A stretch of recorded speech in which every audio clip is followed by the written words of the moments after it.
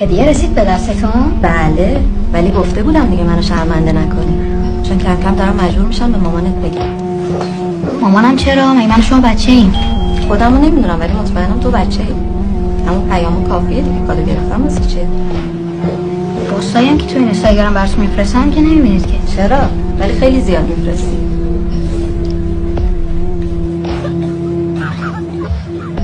قول میدم از این به بعد همه رو ببین. ببین تو جواب ندی چه فایده؟ جوابم میده باشه. الان ناراحتیت برای چیه؟ منو ببین. چرا این کارو نمی‌کنی؟